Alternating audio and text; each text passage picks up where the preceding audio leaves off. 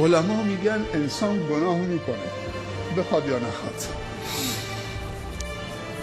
اما مهم گناه کردن نیست. گناه بده ولی انسان گناه میکنه، ولی بدتر از گناه 4 چیزه، اینو داشته باشید. 1 اصرار بر گناه. خود گناه بده ولی بدتر از خود گناه 4 چیزه. اگر اشتباه کردی به تذکر دادن دیگه اصرار نکن. اصرار بر گناه و تکرار گناه این از خود گناه بدتره. 2 توجیه کردن گناه. وقتی گناه کردی دیگه توجیه نکن. گناه استغفار میخواد، توبه میخواد، عذرخواهی میخواد، مثل بابا آدم. دیگه توجیه نکن. نگاه بر صورت خوبان حلال است، فلان حالا نمیدونم فلان، یه چیزی برای خودش داره توجیه میکنه. نه این اسمش این آب هویجه، این آب انگوره.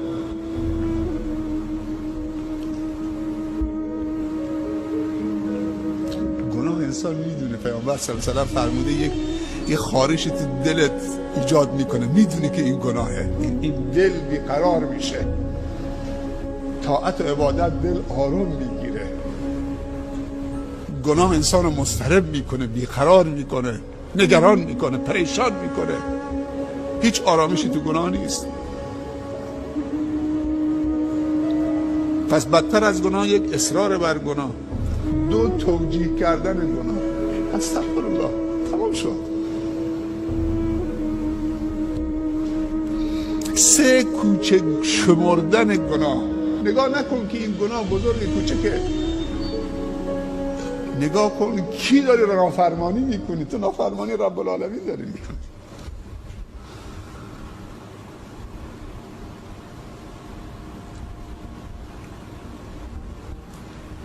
گناه هر چند که کوچک باشه کوچک نشمار.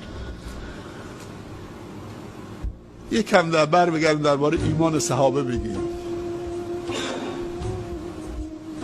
میگن صحابه رسول الله صلی الله علیه و سلم گناههای صغیری که ما انجام میدیم اونا کبیره حساب میکردن و فکر میکردن که زیر گناه اینطوری تصور میکردن که زیر یک کوه بلندی نشستن، با این گناهشون دارن کم کم زیر کوه دارن خالی میکنن. هر لحظه احتمال داره کوه بریزه رو سرشون. ولی میگن انسان منافق گناههای کبیره بزرگ میکنه، فکر میکنه یه پشه سبب رو بینیش نشسته، هیچ احساسی نمیکنه که یه پشه نشسته اینجا رو بینیش. احساس هم نمیکنه که سنگینی برش بکنه. و 4مین چیزی که بدتر از خود گناه آشکار کردن گناه و عربده کشیدن. چقدر بده که ستر خدا آدم به در پاره بکنه. خدا تو رو داره ستر میکنه، میپوشونه. تو گناهی که شب تو خلوتت خودت با دوستانت توی خونه خالی جایی توی یک شهرستانی کسی هم نفهمیده، خودتون 4-5 نفر بودید، بعد بر میگردید تو کشور خارجی رفتید گناهی با هم کردید، حالا میاد اینجا توی جمع 40-50 نفر داری با آب و تاب با یه حال و هوای آب و تابی که بازگو میکنید، تعریف میکنید، عجب چیزایی بود، عجب. این دیگه مجاهره با گناهه. این خیلی بدتر از گناهه. اون کسی که یک گناهی کتره خودش خجول خجالت داره میکشه، خداوند هم سترش کرده، اون امیدی هست. چقدر خداوند ما رو داره ستر میکنه. این ستر خدا، پوشش خدا رو پاره نکنیم.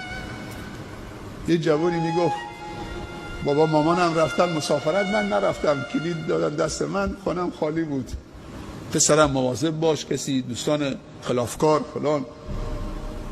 نه بابا جان خاطر جمع باشه، خیال راحت باشه. رفت. سبحان الله. دیگه ما شب نشینی هامون شروع کردیم. این کلید خونه، بابام رفته مسافرت دور، تا 10-15 روز دیگه شاید نیان.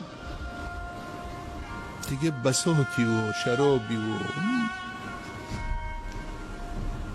خدا چطوری سترم کرد. خودش میگه این جوونو